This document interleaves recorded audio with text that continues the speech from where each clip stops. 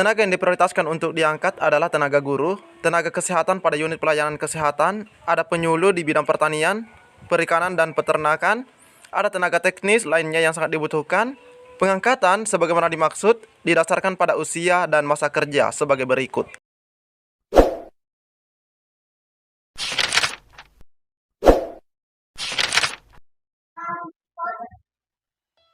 Bismillahirrahmanirrahim. Assalamualaikum warahmatullahi wabarakatuh. Di video kali ini, admin kembali berbagi informasi lanjutan terkait rancangan Undang-Undang Aparatur Sipil Negara, teman-teman ya. Nah, kita mendapatkan info update di hari ini, hari Minggu, teman-teman ya. Jadi, jika ada suara-suara berisik, mohon diabaikan saja, harap maklum, teman-teman ya. Oke, tanpa berlama-lama, kita lanjut saja ke info intinya. Oke, sebagaimana kita ketahui, di video sebelumnya kita sudah berbagi terkait rapat membahas konsep aturan pelaksana rancangan Undang-Undang ASN, teman-teman ya, yang di tanggal 6 Oktober. Nah, selanjutnya di hari ini kita akan melihat informasi update di hari ini terkait pasal-pasal penting dalam rancangan undang-undang tersebut. Nah, di sini kita bisa melihat PP pengangkatan honorer jadi aparatur sipil negara secara massal hanya 14 pasal. Bagaimana yang baru? Nah, ini coba kita cek.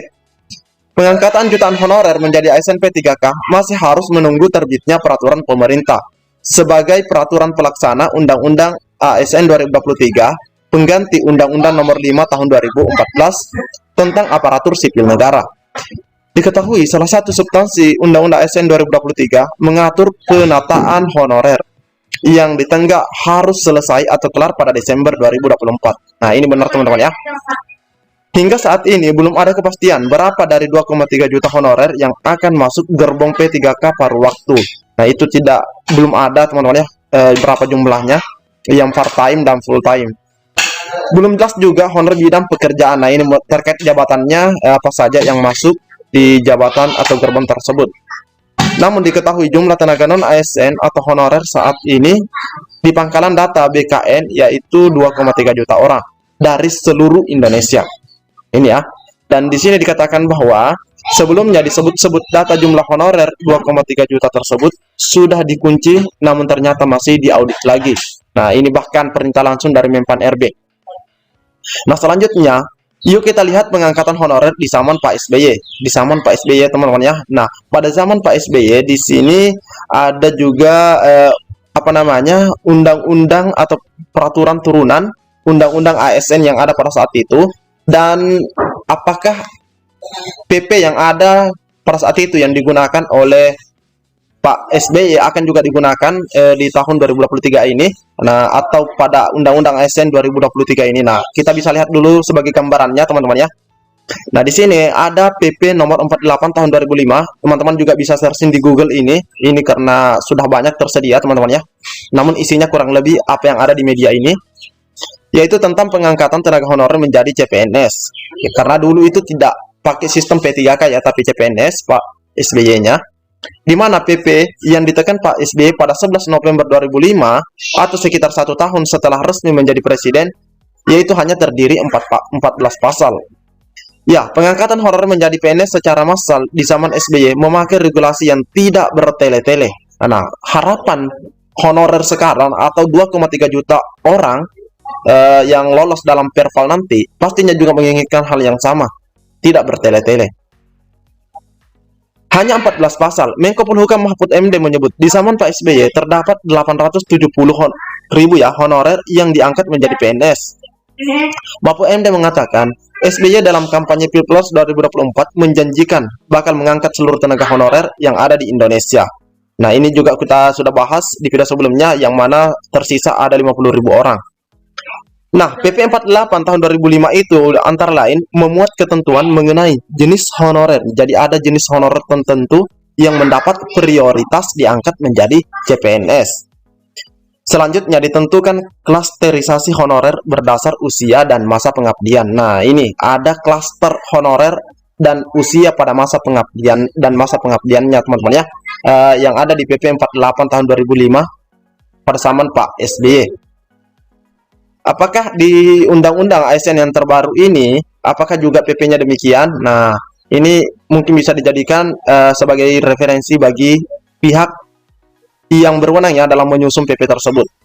Contoh di sini di pasal 3 PP 48 tahun 2028, bukan 2028 ini teman-teman ya. 2000 ya. 2005, sorry. Pengangkatan tenaga honor menjadi calon pegawai negeri sipil diprioritaskan bagi yang melaksanakan tugas sebagai, nah ini yang diprioritaskan yaitu adalah tenaga guru, tenaga kesehatan pada unit pelayanan kesehatan, yaitu penyuluh di bidang, nah ini penyuluh ada di pertanian, perikanan, peternakan, tenaga teknis lainnya yang sangat dibutuhkan pemerintah. 2. Pengangkatan tenaga honor sebagaimana dimaksud pada ayat 1 didasarkan pada usia dan masa kerja sebagai berikut. Nah ini, berusia paling tinggi 46 tahun dan mempunyai masa kerja 20 tahun atau lebih secara terus-menerus. Jadi tidak pernah, mungkin maksudnya terus-menerus itu tidak pernah dipotong-potong begitu teman-teman ya. Secara kontinu 20 tahun itu. Orang yang berusia paling tinggi 46 tahun dan mempunyai masa kerja 10 tahun atau lebih sampai dengan kurang. Nah, ini kurang dari 20 tahun secara terus-menerus. Jadi yang berusia 46 tahun dan bekerja di atas atau di bawah 20 tahun secara terus-menerus, itu juga masuk kategori pengangkatan. Yang berusia 40 tahun dan mempunyai masa kerja 5 tahun atau kurang dari 10 tahun. Terus honorer yang berusia paling tinggi 35 tahun, mempunyai masa kerja di atas 1 tahun ya, ini karena ini 1 tahun atau lebih atau kurang dari 5 tahun. Terus di pasal 4, pengangkatan tenaga honor sebagaimana dimaksud pada pasal 3 ayat 1 dan 2 huruf A dilakukan melalui seleksi administrasi, disiplin, integritas, kesehatan, dan kompetensi. Selanjutnya, pengangkatan tenaga honor sebagaimana dimaksud dalam pasal 3 ayat 1 dan 2 huruf B, C, dan D, selain melalui seleksi sebagaimana dimaksud pada ayat 1, wajib mengisi atau menjawab daftar pertanyaan mengenai pengetahuan, tata pemerintahan atau pemerintahan yang baik, dan pelaksanaan terpisah dari pelamar umum. Karena yang admin tahu teman-teman ya, pada saat itu memang tidak ada istilah CAT ya, tes CAT.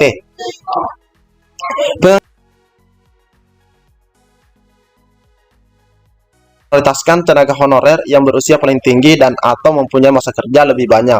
Selain daripada usianya paling tinggi juga yang diperhitungkan masa kerjanya.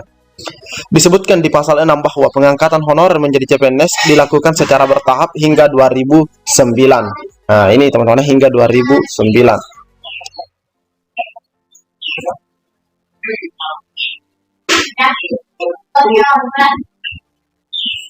Di bagian penjelasan PP 48 2005 ya. Nah, ini 2005 disebutkan bahwa penetapan ini disesuaikan dengan jumlah lowongan formasi yang ditetapkan pemerintah dengan memperhatikan kemampuan keuangan negara. Tenaga honorer yang berusia lebih tinggi atau mempunyai masa kerja lebih banyak menjadi prioritas utama diangkat menjadi calon pegawai negeri sipil. Dalam hal terdapat beberapa tenaga honorer yang berusia sama, tetapi jumlah tenaga honorer melebihi lowongan formasi yang tersedia, maka diprioritaskan untuk mengangkat tenaga honorer yang mempunyai masa kerja lebih banyak. Nah, demikian substansi penting PP 48 tahun 2005 yang menjadi gambaran bagi para honorer yang menanti PP turunan Undang-Undang ASN. Nah, pastinya seperti itu teman-teman ya.